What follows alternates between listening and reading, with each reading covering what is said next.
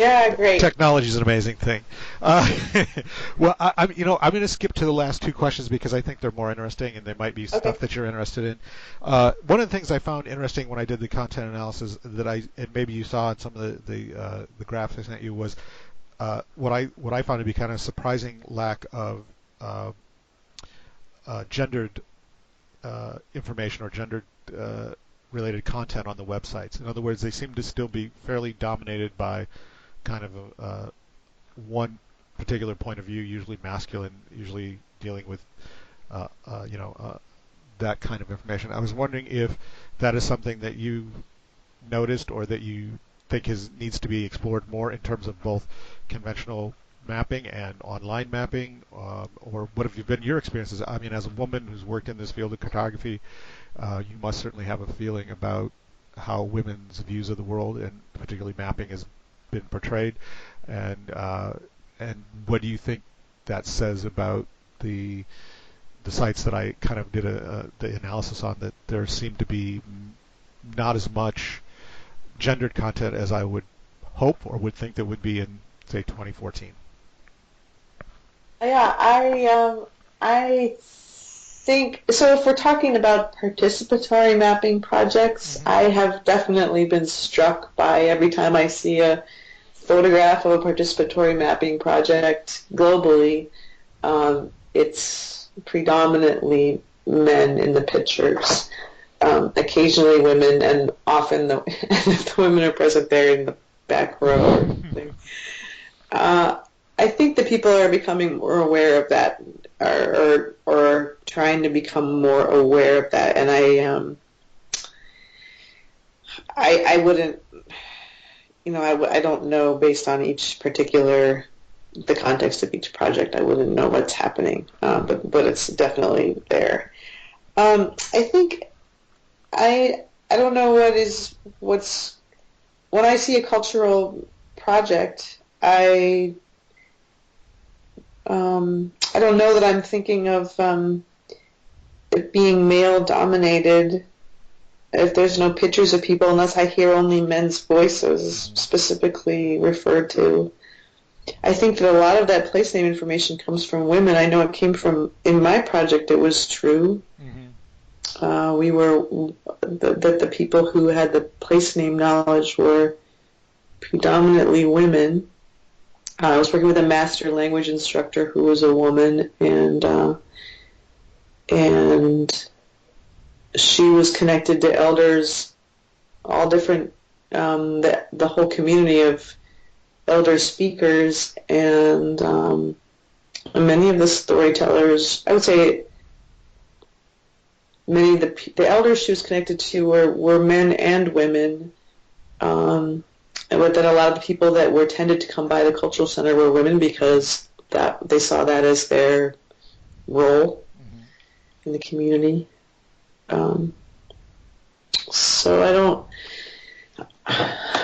know. I think that the mapping as it is defined academically is highly gendered and predominantly male.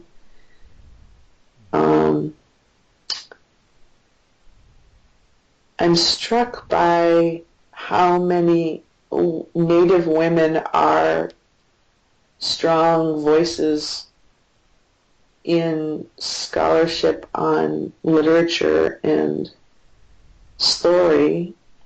And I don't know if you saw Mishuana Goman's new book, Mark My Words. I've heard of on it, her but dissertation. I've not read it, but I know the name, and I know I've heard that title before. So She writes about how she wanted to map. She wanted to map histories and map the intersections of knowledge of Native people, and she thought, well, how can I do that in a women's way? And she said, well, to do that in a women's way, I would do that through words.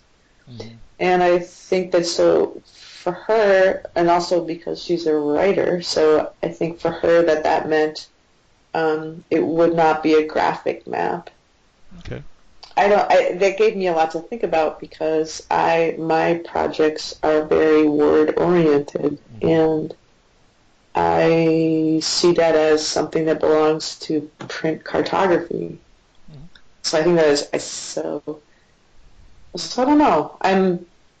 That's I think it's an important question. Mm-hmm. I think it also might have to do with who's online and Mm-hmm. who sees that as being the most kind of cool space to be Yeah. doing projects. Yeah.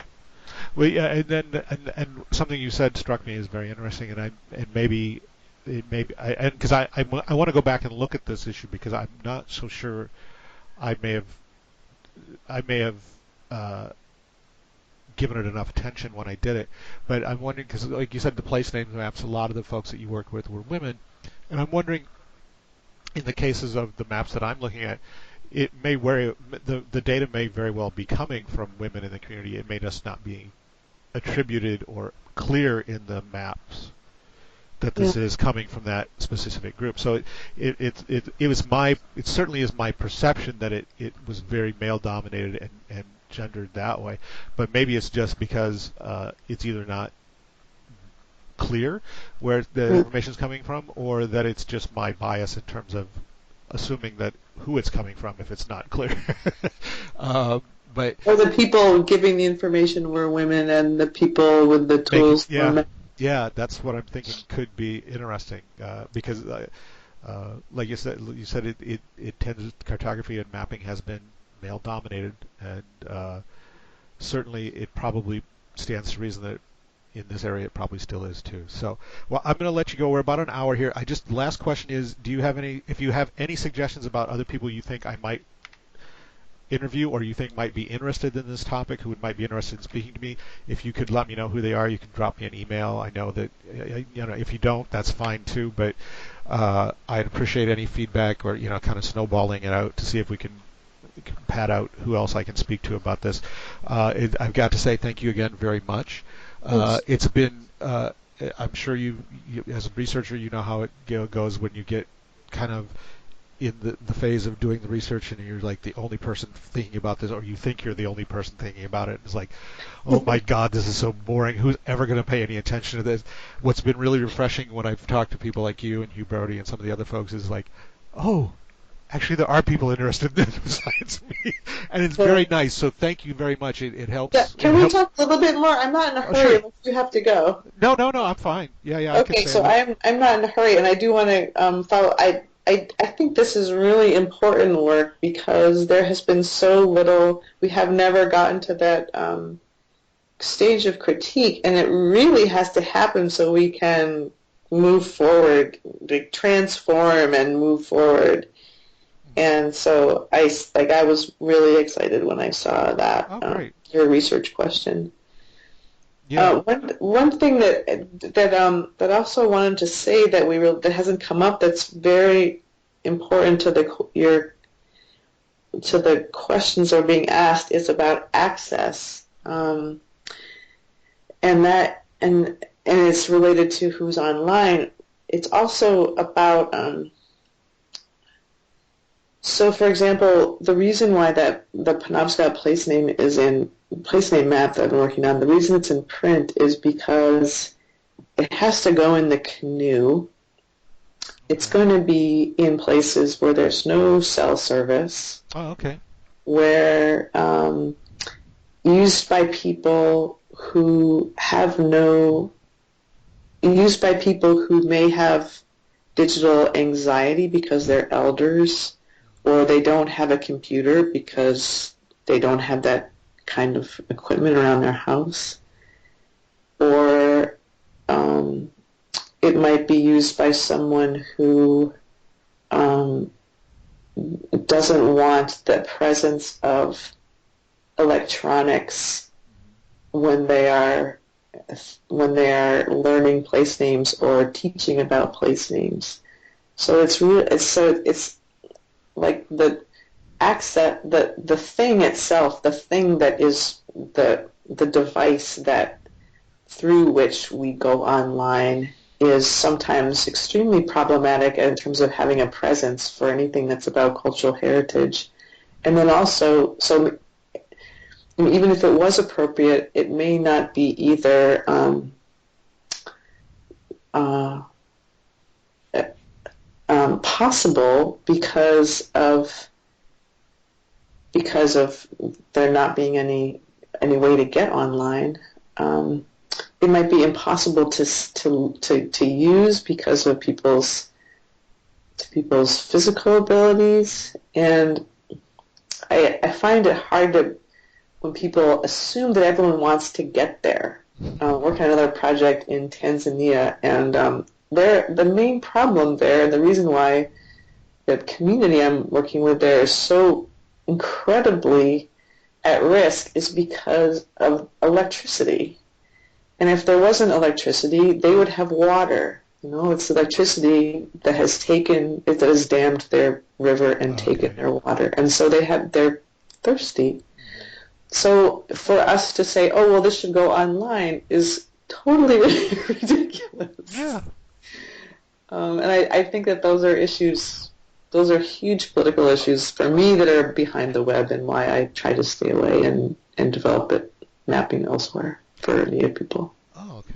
That's great. And actually, I'm glad you decided to stay on, because I did want to come back to that. I wanted to ask you why you chose to do the things the way you're choosing to, and avoid the web, and that certainly does make sense what you're stating there. That there are some places that just don't have access. Some people are uncomfortable with the technology.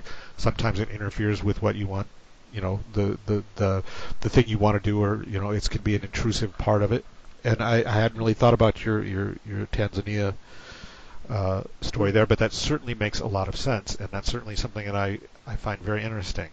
So what print also lends really strongly is it gives you a wider context that is just not expressible online right now the way we are online. It's also a reflective surface, which I think is really important, and that not everything has to be illuminant. Mm-hmm. It's kinetic. It's something that we access through touch, so we become part of it in a way that we are not when we're online. And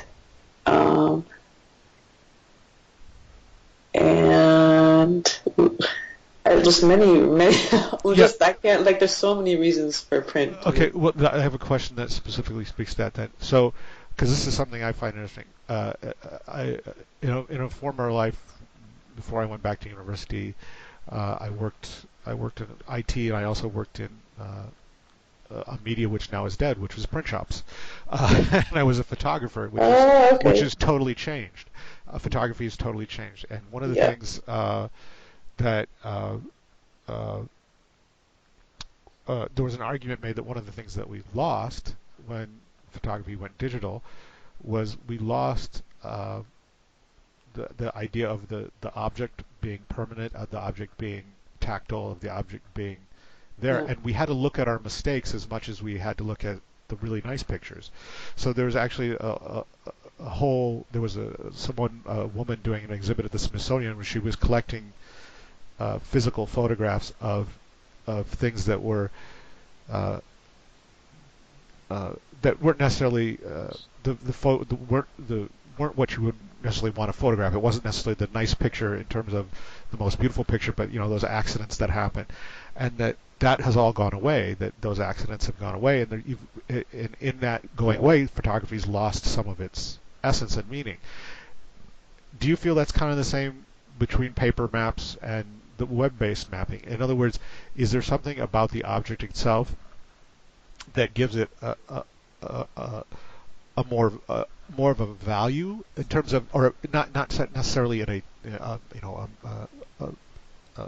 value in terms of cost or anything like that, but in terms of do we take a paper map more seriously than we do a web-based map? I guess is it because it is a thing, it's an object, it's more permanent in a way than say a web-based map that we can throw away and start over tomorrow. I guess that's interesting to me, is that this idea that there is something, not necessarily something associated with the fact that it's tangible, it's real, it's touchable, it's tactile, as you said. Uh, I think that the way that we that the way that we are able to read maps and be with maps when they're printed means that the, it's related to memory, and maps are all about remembering things and forming memory. And um, we're if I see it online, I'm going to forget it because then it's gone. If I have it in print, I remember. And for one thing, it's its presence. Um, I'm going to remember because I'm holding it and using my imagination as I read it in a way that's ruminative and that lends itself to memory. Um, it has a quality of intimacy that is not there for me. Maybe it is for other people online, that I think is also central to memory. And I think that,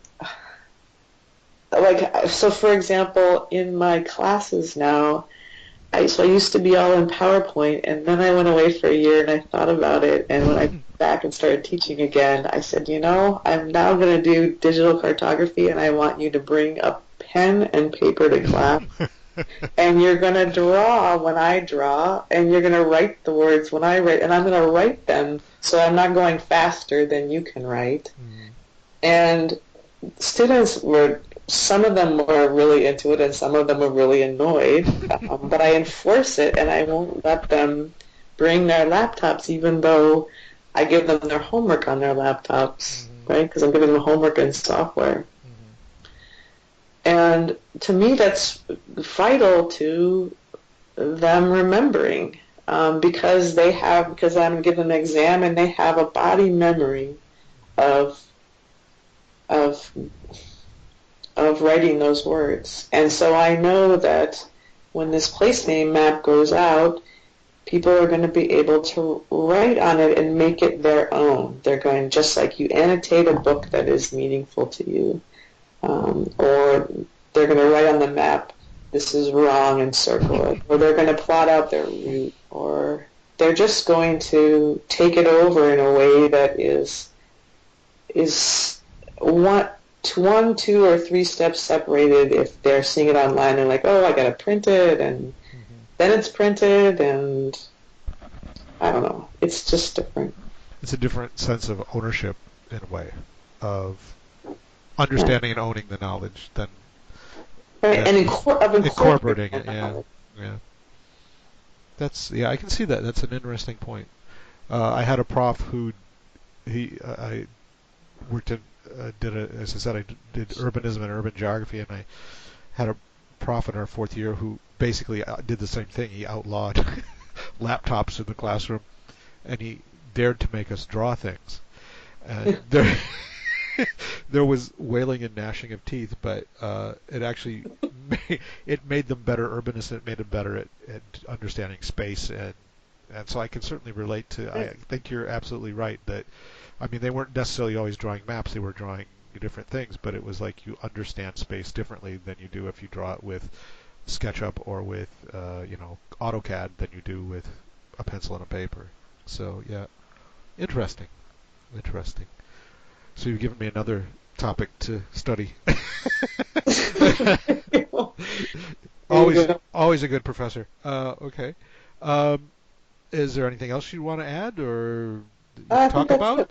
Okay. That's it. I'm really excited about the work, and yes, I would love to see the results. Oh, absolutely. I'm excited about it too. As I said, we're on the upswing where people are. I feel like people are interested in it, so it's making me more excited about the work than when you're sitting there doing lit review. So, Yeah. although I do like doing that, that's the strange part. But after a while, it's like I need human contact. So, uh, Other than Sebastian, and I mean I like Sebastian, but we got to have somebody else in there every once in a while. Yeah. So thank you again so very much. You're welcome. It's been a pleasure. And again, if you think of anybody that you think I might want to contact or you think might be also interested in the work, just drop me an email and I'll certainly try to follow up with them. So thank you, Okay, thank great. you, thank you so much. I Thank you. appreciate. Good luck. Okay, thank you. Bye bye. Bye.